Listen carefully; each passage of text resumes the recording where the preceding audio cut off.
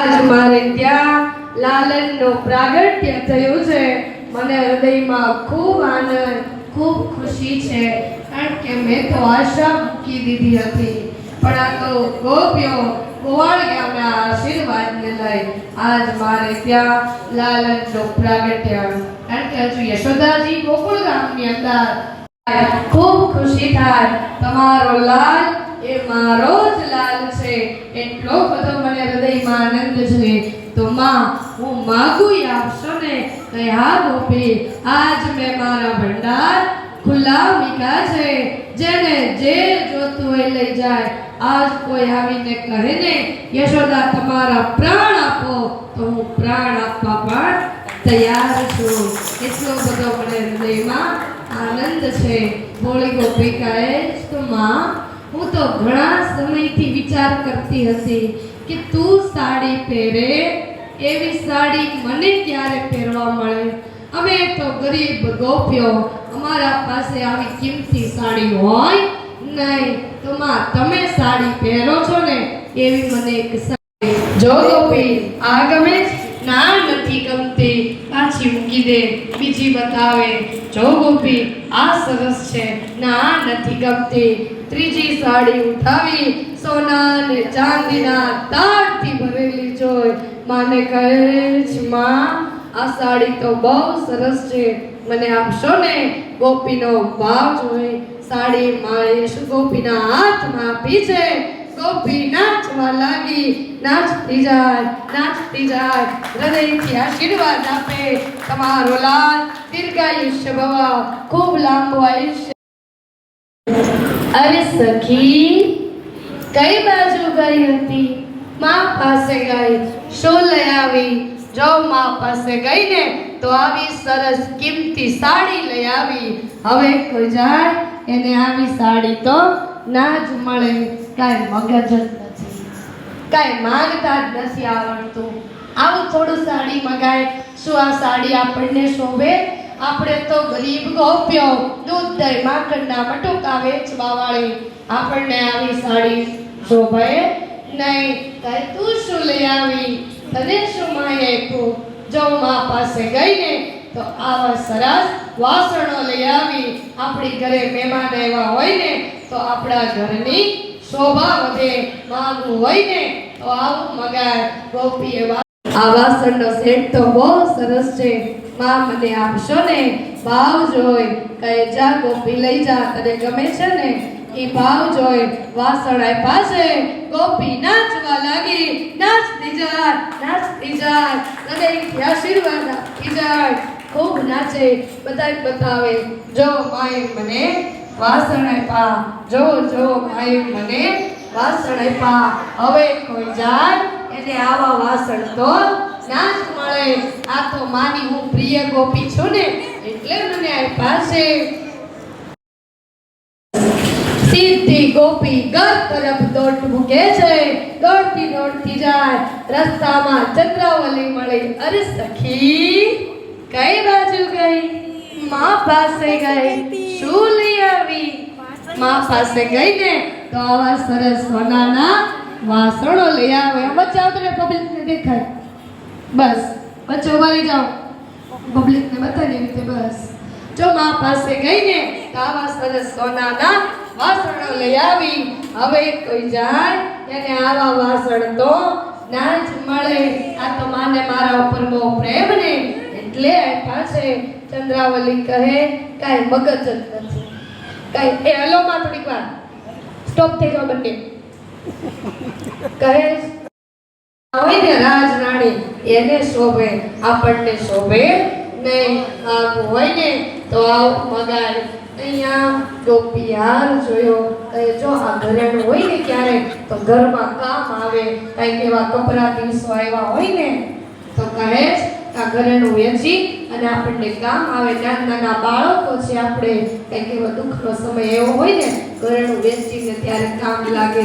ભાગવું હોય તો આવું મગાય. ગોપી હાર જોયો. ઓહો, હાર તો બહુ સરસ છે. ત્યાંથી વિચારો પલટાણા, દોડતી દોડતી માં પાસે આવી છે. માને કહે છે, માં ને કારણ કે પેલો નવ રત્નનો હાર મનમાં બેસી ગયો. એકાએક નજર ગોપીની માના ગળાની અંદર ગઈ, જે નવ રત્નથી પણ કિંમતી હાર 9 લાખ વાર માએ પહેર્યો હતો. અને કહે, અરે માં, આ હાર તો બહુ સરસ છે, મને આપશો ને? યશોદાજી કહે, ગોપી જો સાંભળ, આ હાર મેં ક્યારેય નથી પહેર્યો, આજ પહેલી વાર પહેરું છું. એવો વિચાર પણ નથી અડાડ્યો. અને જો તને ગમે છે ને, કારણ કે મેં તો આશા મૂકી દીધી, પણ આ તો તમારા આશીર્વાદને લઈ આજ મારે ત્યાં લાલનો પ્રાગટ્ય થયો ને, એની ખુશીમાં જો તને હાર ગમતો હોય ને તો લઈ જા. મારા લાલની આગળ હારની કોઈ કિંમત નથી. મારા લાલથી વિશેષ મારે કાંઈ નથી. ગળામાંથી કાઢી ગોપીના ગળામાં પહેરાયો છે. અને ગોપી નાચવા લાગી છે. હાર લઈ નાચતી જાય. તરફ જાય, રસ્તામાં લલિતા મળે છે. અરે સખી, કઈ બાજુ આટલી બધી ઉતાવળ? અને ક્યાં જઈ આવી? તો મા પાસે ગઈ. શું લઈ આવી? જો મા પાસે ગઈ ને તો આવો સરસ 9 રત્નથી પણ કિંમતી હાર, 9 લાખ હાર લઈ આવી. હવે કોઈ જાય એને આવો હાર તો ના જ મળે. આ તમારે મારા ઉપરનો પ્રેમ છે ને એટલે હાર આપ્યો છે. અરે વાહ, હાર તો સરસ છે, પણ કઈ મગજ જ નથી, કઈ માનતા જ નથી આવડતું. થોડી ગોપી વિચાર કરી રહી. હું મા પાસે ગઈ તો પેલા સારી દોડતી મા પાસે આવે છે. માને કહે, અરે માં, આ લે તારો હાર, મારે જોતો નથી. યશોદાજી હાર મૂકી ગોપીને કહે, ગોપી, હવે તો મારે કાંઈ બોલવું જ નથી. આ ભંડાર ખુલ્લા વિકાર છે, તારે જે જોતું હોય લઈ જા. હવે હું તને કાંઈ કહીશ નહીં. શું કામ ખાધા? મને પહેલા જ કીધું કે મારે લાલ જોઈએ છે તો આપી દઈશ. તો હું લાલ આપી દે. એમાં આટલા બધા ધક્કા ખાવાની શું જરૂર? ત્યારે ગોપીએ ખૂબ સુંદર જવાબ આપ્યો કે માં, મેં ક્યાં વધારે ધક્કા ખાધા? મેં તો ફક્ત 4 ધક્કા હાથમાં આવતા નથી. તો મને 4 ધક્કાની અંદર જગતનો નાથ મળે ને તો આખી જિંદગી ધક્કા ખાવા તૈયાર છું. પણ એટલું માંગીશ કે તમારા ગોદમાં ખેલતા લાલન મને ફક્ત 2 મિનિટ માટે રમાડવા આપો. હવે બોલે બેનું કે તું ભક્તિ જા, ગોપીને જગ્યા કરજો ત્યાં બેસવા.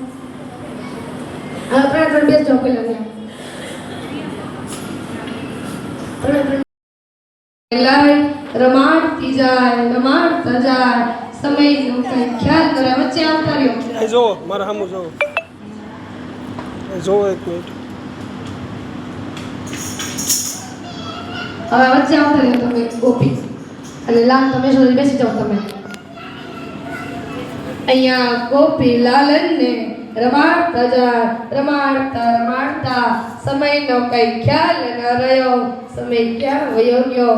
અહીંયા ગોપીની આ તો બપોર થવા આવી. હું તો સવારની નીકળી હતી. હજુ મારે મટુકા દૂધ દે માખણના ભરેલા મારે વેચવા જવાના. જો વેચવા ન ગઈ ને તો મારા નાના બાળકો ભૂખ્યા રહી જશે. લાવો જલ્દી વેચી આવો. પણ આજ જગતના નાથ, ત્રિલોકીના નાથ હાથમાં આવ્યા છે. ગોપી લાલ ને લાલ સીધી ઘર તરફ દોટ મૂકી છે. જાઓ આમ ચક્કર મારી આવો, ત્યાંથી પાછા આવજો. સીધી ઘર તરફ જાય, દોડીને સીધી આવે છે.